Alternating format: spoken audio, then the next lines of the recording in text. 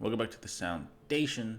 This is Swaytoven, and in this video, super simple effect that's like pretty powerful, but I don't think people know like why it's powerful, and it all has to do with just shifting the sound, but you're shifting more than just the sound. Up or down, you are manipulating the harmonics basically, and I don't think people, if you're like new to making music, like should like get tripping over like harmonics basically. It's just let's say you're playing a single note harmonic. It's just like another note that like matches that note harmonically. But maybe you don't want that, maybe you do.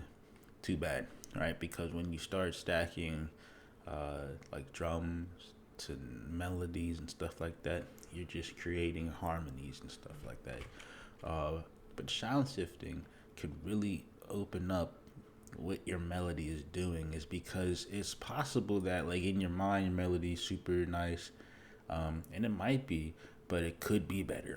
You know what I'm saying? The reason why I'm saying that is because like you want to, I like personally creating like a wall of sound, so it's like I want to be able to fit more sounds in it. So it's just, I want some sounds at the bottom, I want some sounds at the top, all excluding like the low one. People will say that it's all about the mid range and all that. There's no doubt about that, because you don't want your stuff to clash.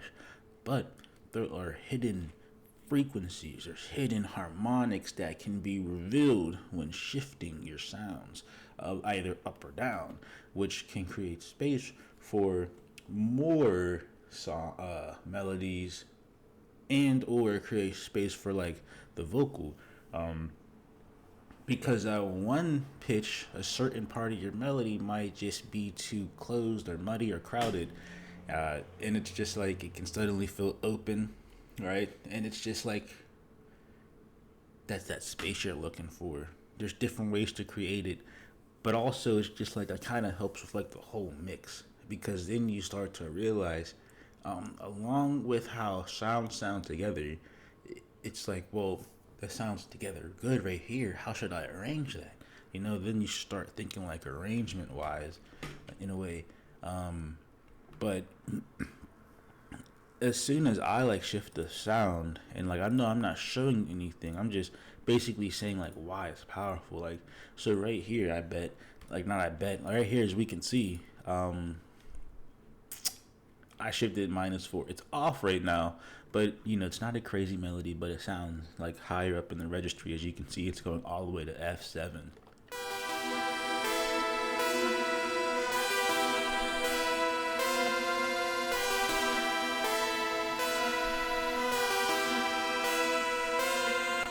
A lot of message sound. I like these type of sound. It's whatever. Ultimately, this is like in the background because I know I can add more solid sounds. Like this is stuff is like, so how I do it is just, it's kind of like right here. Like I already have two sounds in the pad, and I have two like more solid sounds, and I say I put it in the melody. All right, but ultimately how I route it. But ultimately, it's just like, because all of this is going to be grouped together ultimately, which it is, and I'm going to sound shift it. It's all basically the pad at the end. Because I'm about to stack up more sounds. Like, I'm about to put more sounds in here. Like, I'd have to probably mix this a little bit better. But it's just like, now that we shifted this down, now that we shifted what's up here down, I can put more stuff up here, basically. This is what it sounds like going down. It's nothing crazy. But the thing is like you kind of have to have an ear for those harmonics that can be added to what was just lost. Basically, I said the harmonics are revealed; they were hidden, but you have to know that. You know what I'm saying? It's not like you shift something down and like you're about to hear something crazy. You have to like have an open mind to basically be inspired to know that something can go in there. Like, that's just what it is, like you can't see a harmonic unless you're looking at equalizer, I guess. But I mean, it's just like, you have to feel the music at a point, you know what I mean? Because after that, I basically said, oh, this kind of probably a nice time just to add the basic drum package. All right, just an 808, a snare, and a hi-hat.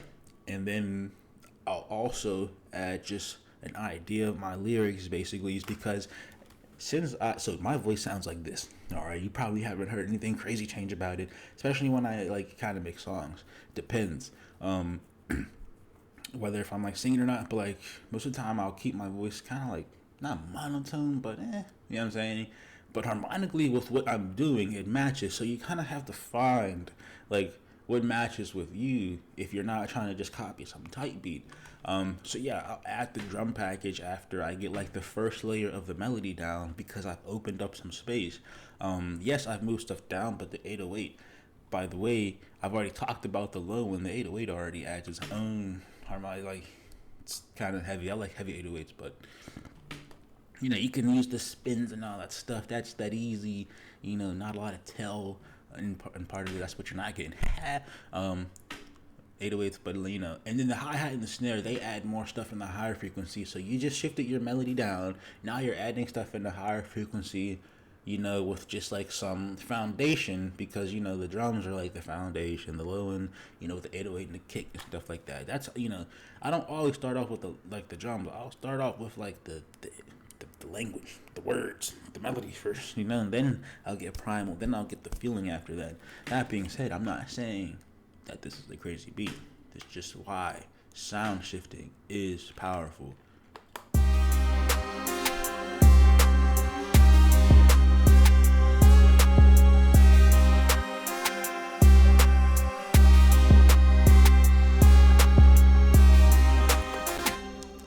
I know I could do a little snare roll.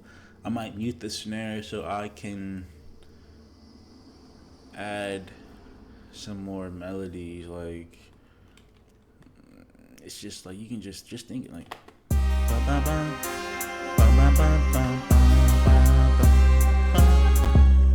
I'll just put something in just for like an example.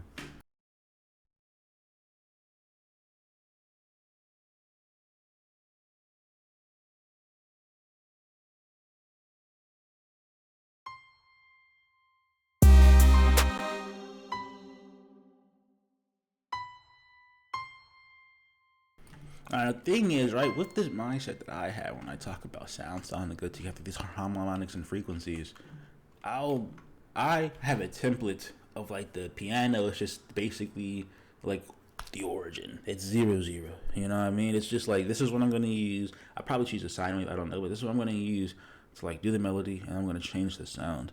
But then it's just like the thing about it is that like you can get comfortable with this. Like the piano fits almost anything, you know. So you know.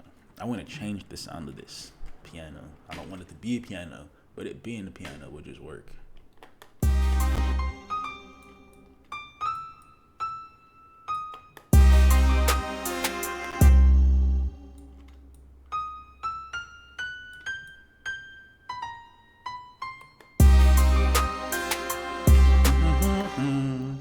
I think it would sound better with a sine wave, just so you hear what I'm hearing. Let me see. Let's just turn on. Yeah, I can already hear the, you know what I'm saying, the little. Actually, this might be lead.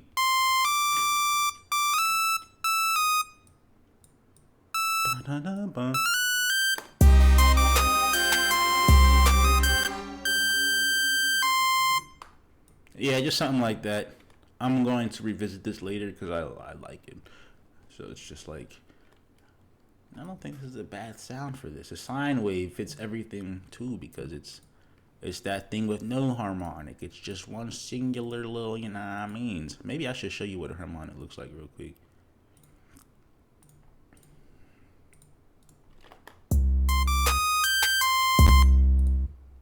Alright, check this out.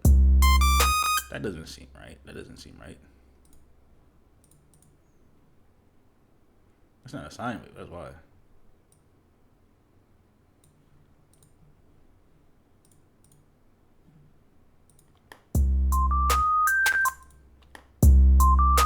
This doesn't. How come this seems like there's something else in there?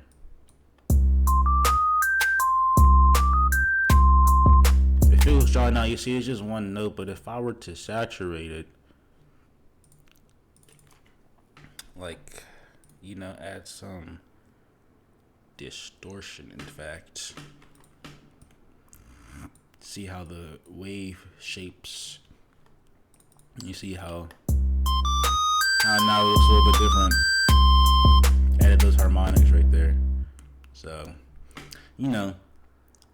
those things that you can't see but can see with the EQ, but you shouldn't try to think about being able to see them or not.